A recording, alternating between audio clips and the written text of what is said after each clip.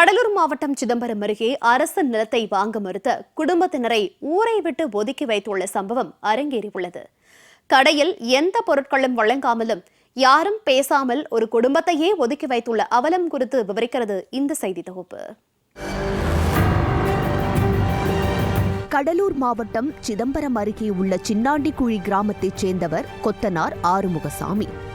இவரது தந்தையிடம் 18 ஆண்டுகளுக்கு முன் அரசு தரிசு நிலத்தை பட்டா நிலம் என ஏமாற்றி அப்போதைய பஞ்சாயத்தார் விற்றிருக்கிறார்கள்.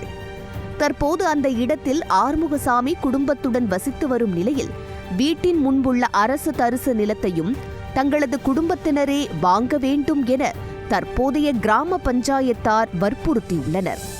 ஆனால் அது அரசு இடம் என்பதால் வாங்க முடியாது என ஆறுமுகசாமி மறுத்திருக்கிறார்.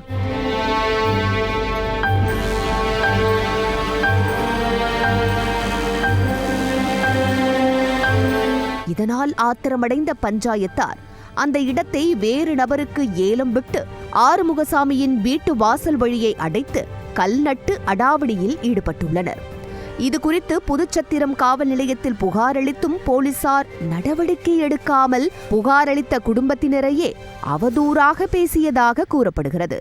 உங்களுக்கு பாதை இல்லை, வழி இல்லை, நீங்கள் இந்த பாதையை நீங்கள் வாங்கினா மட்டும்தான் உங்களுக்கு பாதை வழி விடுவோம், இல்லைனா நாங்கள் மறிச்சிடுவோம்னு சொல்லி ஊர்க்காரங்க கட்ட பஞ்சாயத்து பேசுனாங்க எங்ககிட்ட. முட்டா பைய உனக்கு அறிவு இருக்குதா இல்லையான்ட்டு அவதூறுவா ரொம்ப பேசி எங்களை மன உளைச்சலுக்கு ஆளாக்கிட்டாங்க. இதன் உச்சகட்டமாக ஆறுமுகசாமி குடும்பத்தை கிராமத்தை விட்டு ஒதுக்கி வைத்துள்ளதாக அதிர்ச்சி தகவலும் வெளியாகியிருக்கிறது. அவர்களுக்கு கடைகளில் பொருட்கள் வழங்கக்கூடாது என்றும் கிராம மக்கள் யாரும் அவர்களிடம் பேசக்கூடாது என்றும் பஞ்சாயத்தார் மிரட்டும் வீடியோ மற்றும் ஆடியோ வெளியாகி பெரும் பரபரப்பு ஏற்படுத்தியிருக்கிறது.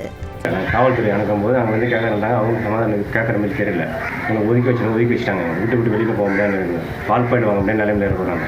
அரசு நிலத்தை வாங்க மறுத்த காரணத்துக்காக ஒட்டுமொத்த குடும்பத்தையும் ஊரை விட்டு ஒதுக்கிய பஞ்சாயத்தார் மீது மாவட்ட நிர்வாகம் உடனடியாக கடுமையான நடவடிக்கை எடுக்க வேண்டும் என பாதிக்கப்பட்ட குடும்பத்தினர் கண்ணீர் மல்க கோரிக்கை விடுத்துள்ளனர்.